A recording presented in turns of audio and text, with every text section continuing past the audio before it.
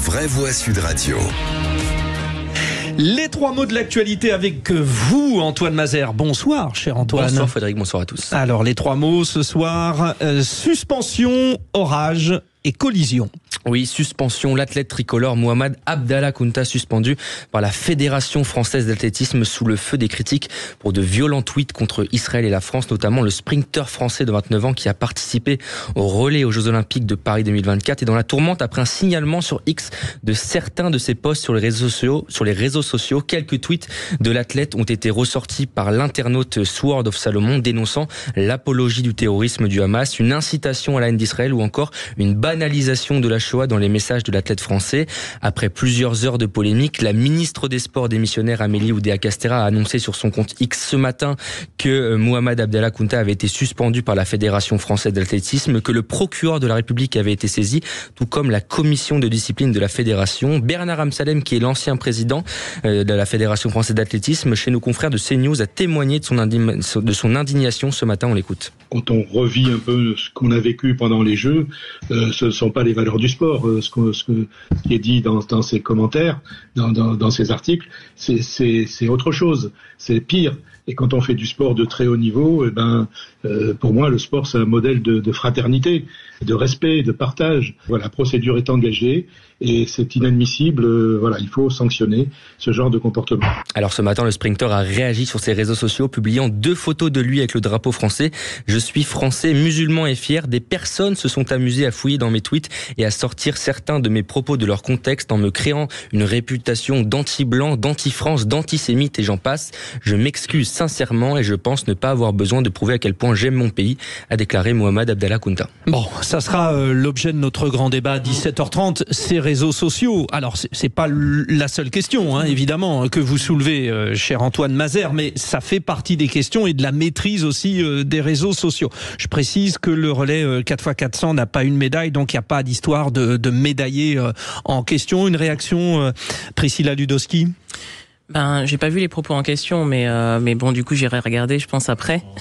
Mais oui, après, si on fait lien avec le sujet de tout à l'heure sur les réseaux sociaux, je pense que de manière générale, il y a cette question de la manière dont on peut prendre la parole dans le débat public quand on est athlète, quand on est artiste. Enfin, on a beaucoup vu les personnalités publiques hors politique qui prennent la parole sur des sujets où ensuite on scrute ce qui a été dit sur cette question, on remonte jusqu'au passé et puis après on sort des tweets ou des posts sur les réseaux sociaux.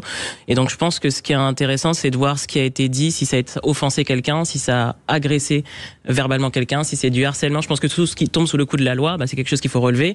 Et quand c'est pas le cas, c'est qu'une expression, légale et raisonnable de l'opinion. Je pense que là c'est de la démocratie. Donc moi j'ai pas vu le propos, donc je peux pas m'exprimer là-dessus. C'est difficile. Sur les excuses et sur l'explication et ce qu'on a bien ressenti de la part de tous nos athlètes, d'ailleurs quel que soit, parce qu'on peut parler d'origines différentes de nos athlètes, et vous les vraies voix d'ailleurs, ici vous êtes des exemples, et vous l'avez écrit dans un livre, Abdoulaye Kanté, mais on n'a jamais senti ce sentiment anti-français chez nos athlètes, bien au contraire, Mathieu Hoc. Non du tout, au contraire, les Jeux Olympiques ont montré justement, et les athlètes ont été la figure de proue du fait que la communauté nationale existe toujours dans notre pays, que même si on est divisé sur un certain nombre de sujets, le sport peut rassembler. Et donc on peut faire le parallèle aujourd'hui avec ce qui s'est passé avec 1998, la Coupe du Monde de football qui avait donné effectivement le slogan Black Blanc Beurre. La différence quand même qu'on a entre aujourd'hui et 1998, c'est qu'en 98 ça s'était véritablement inscrit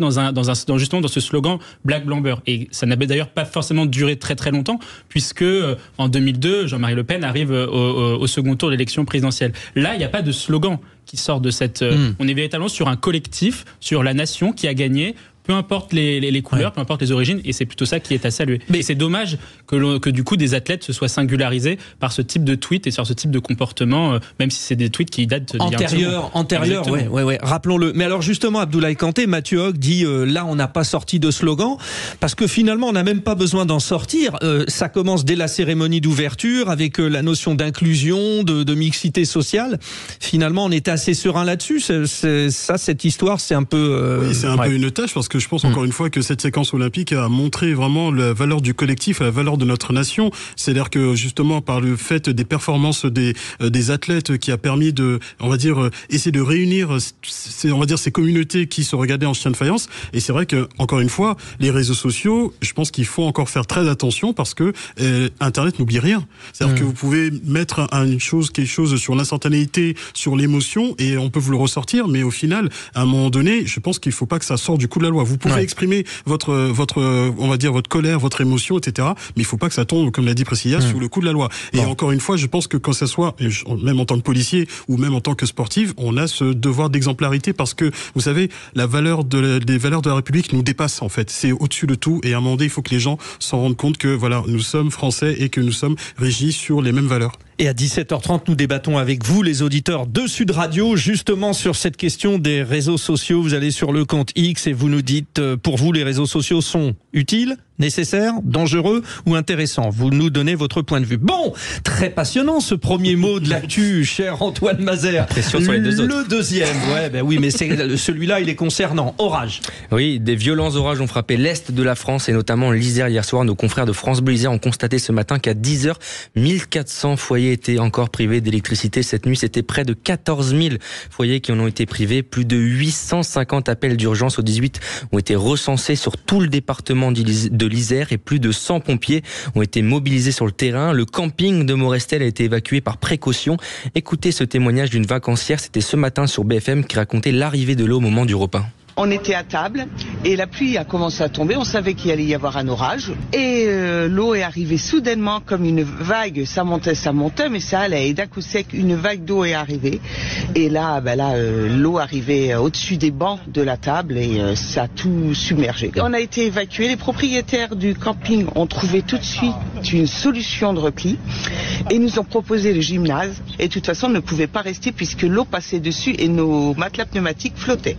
Un homme de 78 ans est lui mort électrocuté du côté de Pressin alors qu'il tentait de réarmer son compteur électrique qui avait disjoncté. Une manipulation fatale alors qu'il y avait 10 cm d'eau dans son sous-sol, lieu où était le compteur. Une fois sur place, les pompiers n'ont malheureusement rien pu faire. Oui, ça, attention, c'est terrible. Alors, troisième mot, collision. Alors ça, c'est surprenant, Antoine. Oui, ça s'est passé tout à l'heure, une collision entre deux rafales dans un vol dans les Vosges. Un pilote a été blessé, 2 autres sont actuellement recherchés. C'est deux avions militaires, quoi, en fait. Exactement, 2 avions de l'armée de l'air qui se sont écrasés ce matin entre les Vosges et la Meurthe-et-Moselle. Le crash est intervenu après une collision en vol au retour d'une mission de ravitaillement en Allemagne. C'était vers 12h30. Un pilote qui s'est éjecté avant le crash, lui, a été localisé, blessé. Ce lieutenant-colonel est conscient. Les autres militaires, un lieutenant et un capitaine, sont actuellement recherchés par les secours. Il s'agit d'un élève pilote et de son instructeur. Des opérations de recherche des pilotes ont été engagées par le groupement de gendarmerie départementale. Le service départemental d'incendie et des secours sont mobilisés sur les lieux actuellement. Le ministre de la Défense, Sébastien Lecornu, a confirmé qu'il s'agissait d'appareils de la base de Saint-Dizier en Haute-Marne. Les réseaux sociaux des forces armées ont communiqué tout à l'heure et ont indiqué que les investigations étaient en cours pour comprendre comment cet incident avait eu lieu. Oui, parce que c'est entre militaires. Bon, je vous lance sur le sujet, même si vous êtes policier, c'est différent. J'étais militaire. J'étais militaire. Alors, vous avez été militaire, Abdoulaye Kanté. Alors justement, c'est particulièrement surprenant, ça. Ouais. Ça peut arriver effectivement qu'il y ait des accidents de la sorte, après sous réserve de l'enquête en cours. Mais je pense que oui, des fois peut-être une erreur de manœuvre et tout. Donc il s'agit de 2 avions. Donc après, l'enquête déterminera évidemment s'il y a une manœuvre ou bien un exercice qui a mal été fait. Mais c'est sûr que ce genre d'accident très rare. Ça peut arriver, mais l'important c'est de retrouver effectivement le second pilote aussi qui est encore toujours recherché. Mais ça repose la question également des dommages collatéraux parce que on est au-dessus des habitations. Oui, là, oui, c'est déjà arrivé qu'il y ait des fois peut-être des pilotes qui s'éjectent et qu'à un moment donné que l'avion, suite à une défaillance technique, s'écrase sur un logement ou choses comme ça. Donc encore une fois, j'espère qu'il y aura pas trop de dégâts, on va dire humains, et que le second pilote se sera retrouvé. Bon, les autres devraient voir rien sur le sujet parce que non, mais c'est toujours tragique d'entendre parler d'accidents en fait. Je veux dire que ce soit pour la famille des personnes qui sont décédées ou blessées quand c'est juste des blessés. Enfin, j'espère que ça touchera jamais mes proches parce que j'ai envie de dire que ça doit être vraiment difficile quand on se dit cette période estivale, JO, on perd un proche, c'est jamais c'est jamais facile, quoi. Bon, mais c'est vrai que c'est, enfin, quand on entend les certains avions, il y a 2 fois des exercices militaires, Mathieu Hoc, on se dit oh là là, qu'est-ce qui se passe, on tremble. Bien sûr. Bon, c'est quand même, c'est du réel, quoi. Hein. Tout à fait, c'est du réel, et puis ça montre que les forces militaires ont besoin de s'entraîner régulièrement sur notre sol ou dans les autres pays européens également. Mais c'est vrai on a tous une pensée pour les proches, parce que quand on est proche d'une personne qui est militaire, on se dit cette personne-là peut tomber au combat à tout moment, etc. Là, c'est pendant un exercice, c'est quand même particulier, quoi. Bon, alors, cher Antoine Mazer, merci.